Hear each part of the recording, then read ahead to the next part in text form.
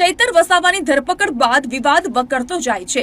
લાફાકાંડ મામલે ચૈતર વસાવાને રાજપીપળાની કોર્ટમાં હાજર કરવામાં આવ્યા, ત્યારે આમ આદમી પાર્ટીના ધારાસભ્ય ગોપાલ ઇટાલિયા પણ કોર્ટ પહોંચ્યા હતા।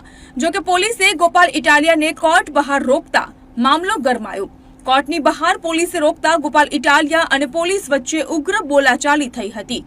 પોલીસ સાથે બોલાચાલી થતા ગોપાલ ઇટાલિયા તો કોર્ટની અંદર ન જઈ શક્યા, પરંતુ તેમના વકીલ કોર્ટમાં પહોંચી ગયા હતા।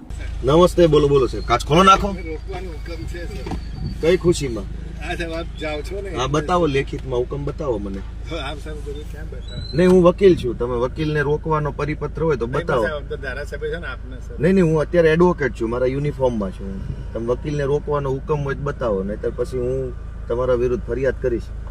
તમને હુકમ હશે એ સ્વીકાર્યો।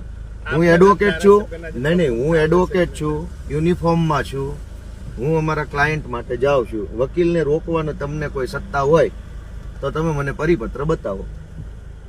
હું ધારાસભ્ય છું, હું ગુજરાતનો નાગરિક છું, એ બધું બરાબર છે। આજે હું વકીલ છું, બરાબર છે, પણ હું એડવોકેટ છું, હું મારા યુનિફોર્મમાં છું।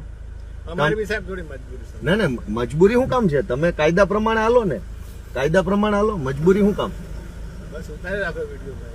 નહીં નહીં, તમે મને પરિપત્ર બતાવો કે એડવોકેટને રોકવાનો તમને સત્તા મળેલી છે। તમારા સાહેબને પૂછી લો કે એ યુનિફોર્મમાં આવ્યા છે, તમે એને પૂછો, યુનિફોર્મમાં છે, એડવોકેટ છે, ક્લાયન્ટ માટે, અમારા ક્લાયન્ટ માટે હું જાઉં છું। તમારે વકીલને રોકવાની સત્તા હોય તો લેખિત પરિપત્ર મને બતાવો। એ બે નહીં 2 કલાક ઉભા રહીએ। હાલો હાલો હાલો હાલો।